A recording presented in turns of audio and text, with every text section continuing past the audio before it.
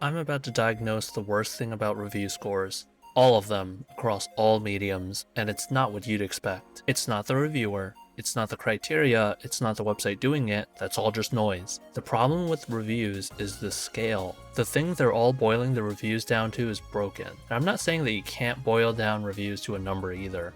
I'm talking about the literal numerical scale they use, and here's why. Let's start with a standard 10 scale, 1 to 10. A standard 10 scale is fine for doctors and surveys where the point is a vibe check. If you say you're feeling an 8 on the pain scale, your doctor doesn't have a specific cure for 8 pain, especially since it's subjective. They just know you're in a lot of pain. If you then say you're now at 7 pain, again, there's no cure for 7 pain, but they know you're feeling less pain relative to a couple moments ago. The range and relative values of the numbers you're giving are the important part, not the specific numbers.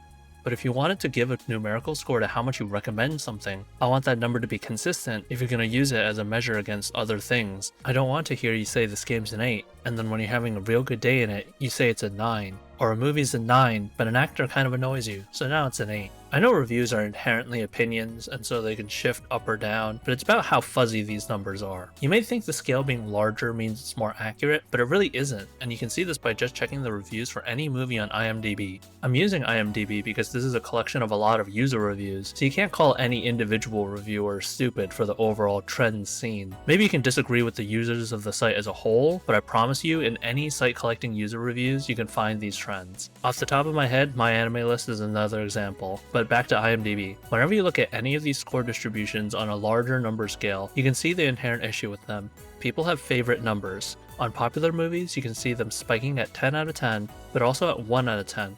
Because people just won't use a scale this large properly. They feel that this is bad, so who cares if it's a 1 or a 2 out of 10, they put a 1. Same with movies that aren't spiking at 10. If you go to a movie that averages at, let's say, a 7, you can still see a spike at 10, because people can't use the scale in both directions. If they think it's good, it's 10 out of 10. If they think it's bad, it's 1 out of 10. The numbers in between are just noise because people in their minds can't actually grade them accurately. Another example of people having favorite numbers is this one, where it has this bizarre shape. In a hypothetical world where everyone can accurately put a number to how they're feeling about something, you would expect scores to congregate around one number, and they all fall off as you move away from that number. But in this graph, you can see there's 25,000 and 22,000 people arguing over 8 or 7 out of 10. Then it collapses to 10,000 people pushing for a 9, which somehow stays at 10,000 other people pushing for a 10. You just can't trust people with a 10 scale. But that may make you think, well, if people are arguing about 7 or 8, surely if we add numbers in between, that'll get a consensus. And that's what some sites and people do. They rate things on a decimal scale, 7.4 or 7.9. I'm here to tell you that's also awful, because what's a decimal scale inside a 10 scale?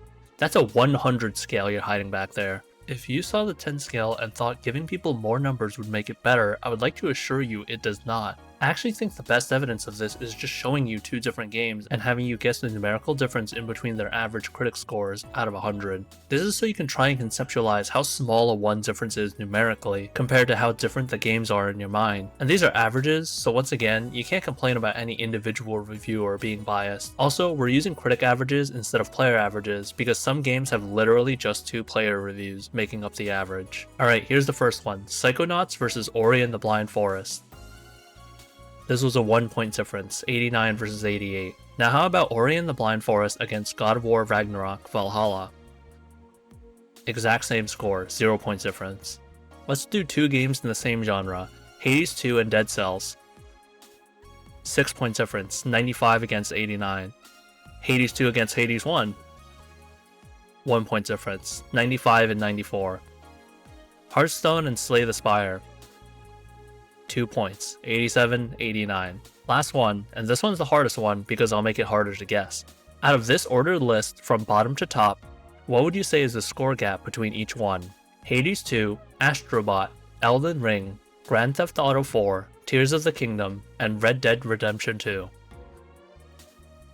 If you answered any number other than 0, you're wrong. These are all 95 exactly, and if you guessed that I would fake you out, congratulations. You answered the literal question right, but got the spirit of the question wrong because you didn't deduce that from the games given. The point of all this was to show that a 100 scale, whether in literal 100 form or decimal form, is silly. It's too specific for an opinion that could shift so easily up or down 1 point. So what's my proposed fix for this whole scale issue?